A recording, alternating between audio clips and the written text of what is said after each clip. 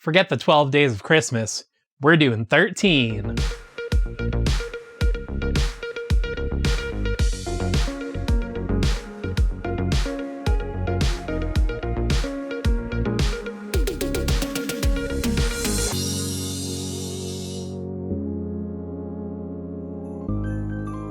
Hello friends, and welcome to Little Giant Crafts.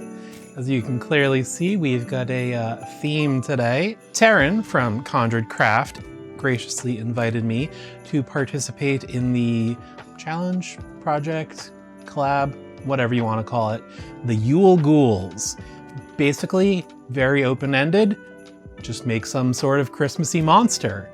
And because I have a problem and can't help myself, I chose the Yule lads. Let's see how it goes.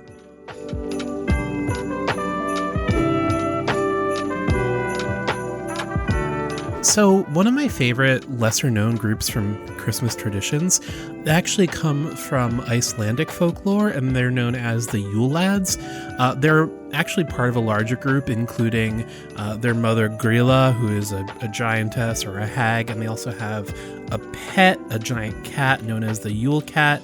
But the Yule lads themselves are 13, basically like gremlin, goblin pranksters, and each one of them has a name based on the thing they do. And then in the 13 days leading up to Christmas, a new lad arrives each day, and each one leaves 13 days later. So the very first one arrives on the 12th of December, and the very last one leaves on the 6th of January. So all told, you have a lot of days that you get pranked. All right. I know this section is usually pretty brief, but there really wasn't much interesting to say about the building or painting of these. Most of my work went into the conceptualizing them, so this will be the longest section of this video. I figure I'll just talk about each lad in order and what their deal is and what that inspired me to, build.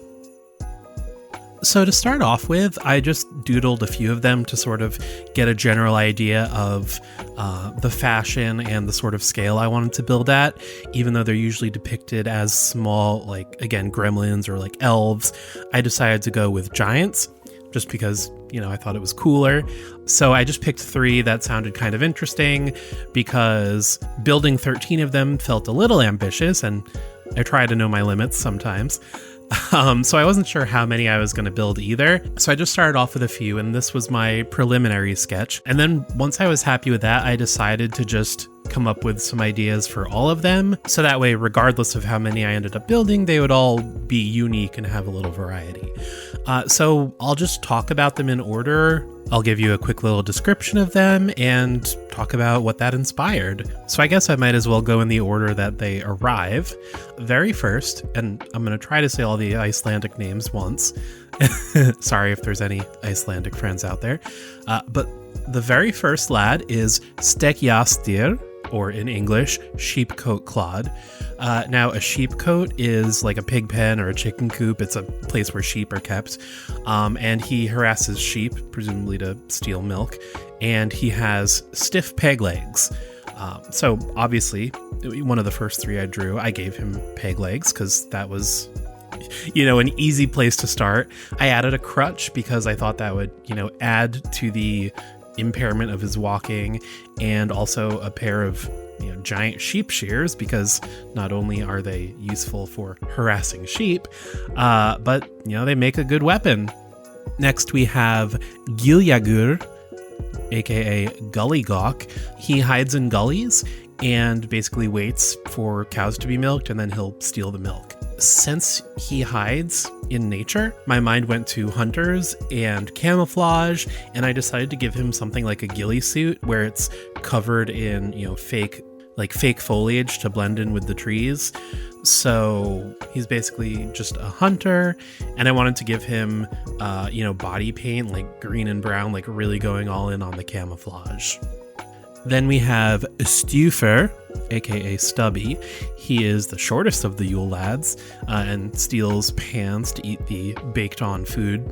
Most of the Yule lads honestly just steal different foods. So I tried not to lean into that too much with all of them. It was getting a little samey. But for Stubby, I decided, if he's the shortest one and all his brothers are giants, well, he's probably got a Napoleon complex. So I wanted him to have the tallest hat, the biggest boots, and put him on a little mountain to make himself look even taller. And then the model I ended up using had a giant scythe, which I figure, giant overcompensating weapon, even better. After that, we've got Thura Slekir, aka Spoon Licker, who obviously steals spoons to lick them. Wikipedia noted that he is extremely thin due to malnutrition because, if you're licking a spoon, there's not going to be much food left on it. So I figured he'd be, crouched down, hunched over, very thin, have like a long monster tongue. And then the next two are Potaskefil, pot scraper, and Aska Slekir, which is bowl licker. These two are, more food thieves. I basically decided they would be similar to spoon licker, but less thin, but they would also have the big venom tongue, but nothing else really distinguishes them, so we'll keep going. After all those food thieves, we've got Hertha Skatler, the door slammer. He slams doors during the night to wake people up. Now, my thought was, what if he doesn't just slam the doors? He's so rough with them, he breaks them. So then, my mind went to, okay, well, he's the biggest and strongest of the Yule lads. So I want him to have a much more, muscular body type, bigger than the rest. And on his back, I wanted to cover him in basically makeshift armor made from all the broken doors that he's, accumulated in his time. After that, we've got Skirgamer, or Skyr Gobbler. Basically, he really likes skyr, which is an Icelandic yogurt. Now, this one was described not as stealing food, but just really liking it. So my mind went to gluttony and him being the biggest of them and just emptying all these barrels of yogurt. So I figured I would make him the second biggest after Door Slammer because he's gotten nice and big on all that yogurt. Then we have Buke no Kragir, or Sausage Swiper. He hides in the rafters to steal sausages while they're being cooked. Again, another food thief, but since it was meat specifically, my mind went to oh, well, what if he has a taste for flesh? Almost like a cannibal. And then my mind went to oh, okay, he's more monstrous. He's the most feral of them. So he's going to have sharp teeth and claws. And in my mind, he's almost like the locust, the crazy grasshopper from A Bug's Life, where everyone else is rational and he's just this mindless monster that they sort of have to, keep an eye on. So I thought I'd give him some broken chains, they let him loose. Then we have Glugagaigir, or Window Peeper. He basically looks through windows to steal things. So obviously that shows some planning and forethought. You're not just busting in to steal. So my mind went to both cat burglars and also planning a heist. So in my mind, he became the smartest of the Yule lads and their leader because of that. So I also wanted to make him a little smaller because he has to rely on his brains instead of his brawn. And I decided obviously he'd have a big old telescope, spyglass, and then either a monocle or some steampunk goggles, really emphasize the sight. And then I gave him a cape because I figure if he's the leader, he probably holds himself a bit above the rest, wants to dress a little nicer. And initially I was thinking about giving him a crowbar just to, lean into that robber aesthetic. But the model I ended up using had a great pose with a big sledgehammer. And I mean, you can still break into someone's house with a sledgehammer. So I figured that was good. Then we have Gota Dever, or Doorway Sniffer.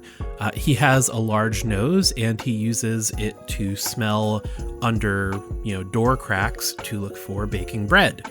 Obviously wanted to give him a bigger nose. And then the other thing I was thinking, if he smells the bread, he probably wants to get to the bread and destroy the door that is in his way.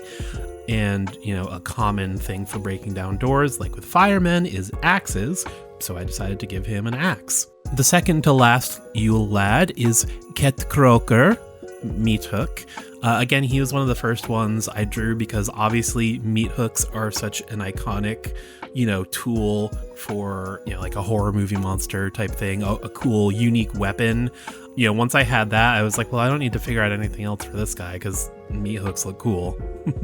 And then finally, we have Keta Sneaker, or Candle Stealer. Basically, he stalks children to steal their candles because, according to Wikipedia, candles used to be made out of tallow and were thus edible. I shied away from that part of it, and I started thinking more like, what if he's a pyromaniac and he just really likes fire, so he wants to steal all the candles? So I thought maybe he'd have like the worst clothing because it got burnt, and he'd be covered in soot, and have like a little shrine of candles he's going to, and like a big candle coming out of his back just because it looks cool. So those are the 13 Yule lads and how I wanted to interpret them. Once I had all those ideas, I realized the other thing I needed to figure out is how I actually wanted them to dress. Fashion is very much one of my weaker areas. So I basically just went through all the Yule lad art I could find, as well as, like I mentioned, some older Icelandic fashion, and basically just sketched out every outfit that looked intriguing to me, as well as lots of different color schemes, just so I would have things to pick from later. I don't think I ever really translate any of these exactly, but it was really good reference to, sort of pick and choose the general colors. Obviously, there's a lot of red and green here. I ended up sticking with that sort of Christmassy palette, but also, a lot of browns, tans, and a little bit of blue as well.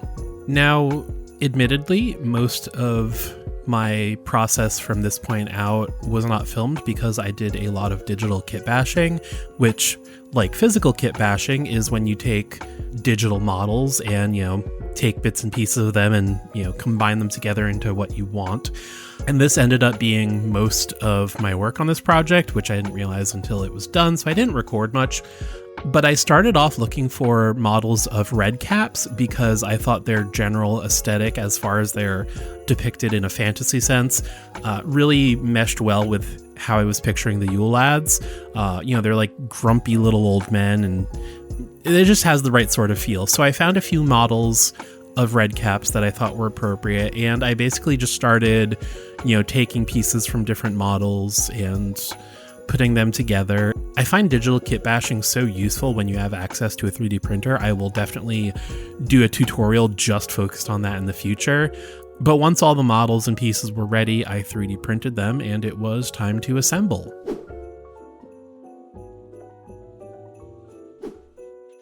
So I printed all the bodies and arms and heads and feet separately so that I could have combined them into a whole model and just printed it as is, but I wanted the freedom to play around with it in real life, and also, if I changed my mind, it would be easier to fix.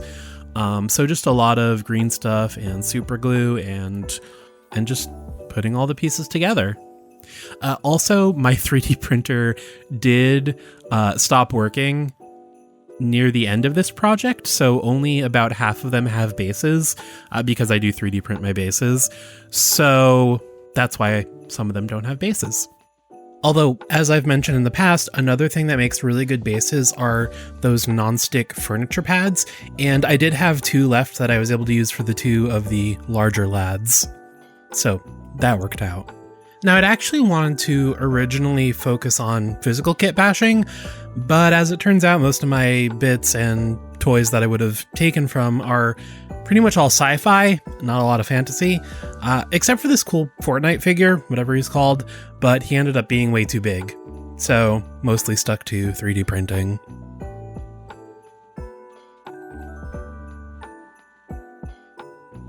This orc sword made a perfect hunting knife for Gullygawk.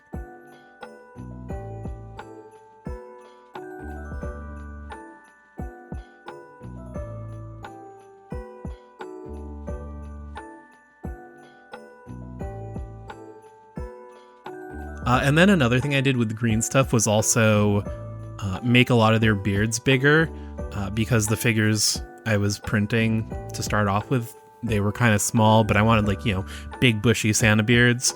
I'm not the best sculptor, but the beards were pretty simple. Now, there were a few things I did after I printed them. For example, for Yogurt Gobbler, I decided I wanted him to have sort of a bandolier across his back of barrels. So I just got this thick, piece of cable I had and glued it around his stomach. And then I 3D printed some barrels and I glued those along his back. And I'm really happy with how that looks. I think it's fun.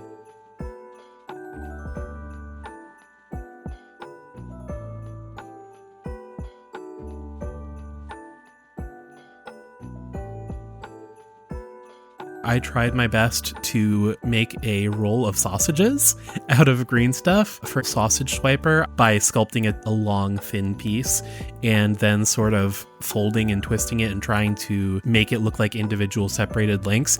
It came out a little too long and thin to be quite sausage shaped, but I also ended up going back later and sculpting a few non-connected sausages and glued those on later, and those were a better shape and fit better.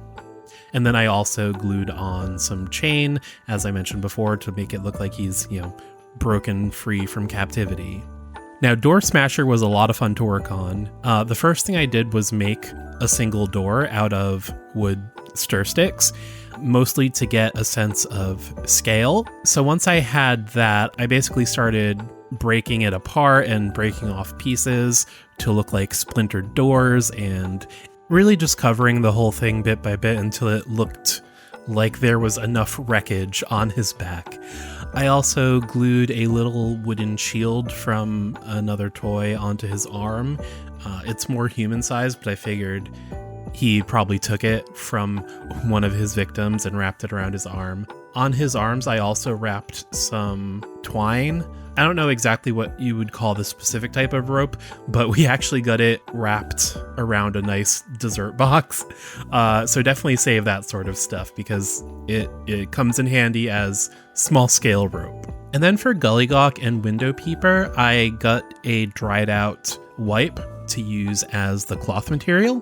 For Gullygawk, I basically just sort of glued it to his back and sort of pushed it around, gluing it in place where it looked like it was draping over him and sort of around him and then trimming it in the back. And then for Window Peeper, I actually looked up like patterns for capes. Turns out it's basically just a circle with a hole in the middle. But once I cut that out, I sort of, draped it around him in a cape pattern and glued it in place. And then I sort of folded it together and glued the folds together so it would look like it was flowing in the wind. And overall, it was a pretty simple effect, but I'm really happy with how that turned out. And the last little thing I made was actually spoons for spoon liquor.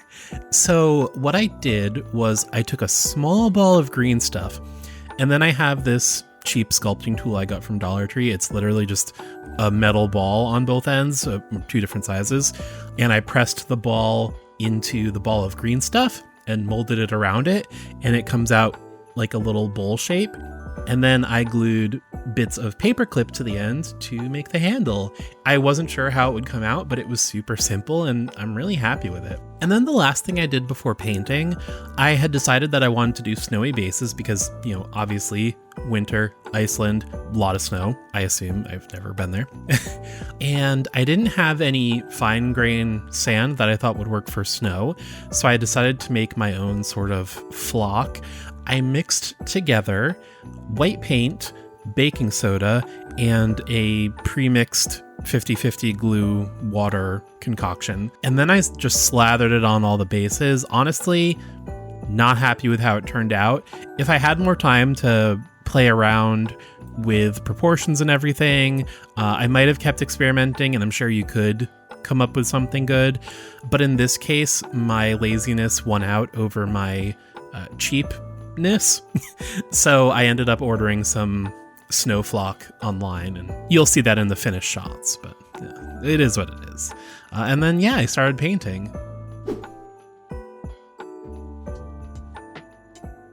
I don't really have much to say here. Pretty standard to how I paint figures, and as I always try and say, I am not a great painter. I am, merely competent. I was worried how they would all look together, if they would feel cohesive, despite the fact that I wanted them to all be wearing different colors. So I decided to give them all bright red hats, partially because that's how they're often depicted, and it felt very Christmassy. But I think it helped tie everything together. And then, of course, I do my normal trick of reds and oranges and yellows, base coating in pink first, because it helps the color pop more, and, pink covers better. Once I got the basic colors down on everything to make sure I was happy with the variety, I focused on one figure at a time, and I basically just painted as many as I could before it was time to get working on this video.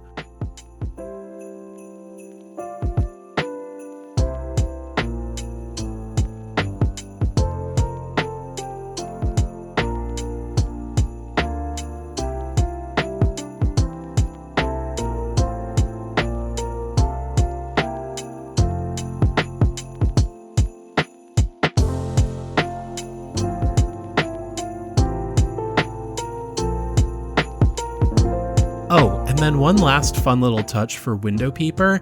I wanted to have like a brooch, or whatever you call it, a pin to hold his cloak together. And I was going to use a bead or something and paint it gold, but I actually found this really cool little bit of jewelry that was a drop bigger than I would have preferred, but it's just so cool looking. I had to use it, so I glued it on where it would be holding his cape together, and I really like it. Before I show you the finished Yule lads / reveal how many I was able to finish, I just wanted to give a huge thank you again to everyone that participated in the Yule Ghouls this year. Everyone made really fantastic things, and I can't wait for you to see them all as well. They're just really awesome. There will be links below to everyone. And a huge thank you again. Definitely go check them out. 'Twas the 12th of December, and something was wrong. The North Pole's technicians picked it up before long. Carolers fell silent, the children were scared. They showed Santa the data, and his old nostrils flared. The radar showed signatures, 13 in all, which could only mean one thing. He put out the call. The Yule lads have come, and we need to prepare. Raise the defenses at once, and beware. They saw Stubby and Meathook and old Gully Gawk and cunning Window Peeper. Watch him like a hawk. Spoonlicker, Pot Scraper, Door Slammer too. Bowl Licker, Skeer Gobbler, you know what they do. Sheepcoat Claude was coming with Wild Sausage Swiper. Candle Stealer moved quickly, as swift as a viper. Doorway Sniffer was already sniffing the door. Happy Christmas to all. We are going to war.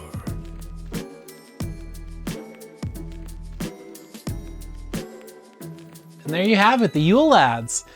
Even though I didn't finish all 13 of them, I'm still really happy with the ones I did finish, and I look forward to doing the rest. Maybe I'll do a little vlog update next month, show those off when they are done. I really want to give a huge thank you to Taryn for giving me the excuse to do these, because I've always been fascinated by the Yule lads, and now I have an excuse to have figures of them, which is really cool. And it was just a fun time. And I just want to give another huge shout out to everyone else that participated. Definitely go check out the playlist and the links below. I hope you have a great, wonderful Christmas, Hanukkah, Kwanzaa, Saturnalia, Festivus, whatever winter holiday you may or may not celebrate. I hope you have a wonderful season. So if you enjoyed the video, please consider liking and subscribing. It really helps out. And if you especially like what we're doing, consider supporting us on Patreon. As always, the link is below. But until next time, be creative, be kind, and take care of yourself.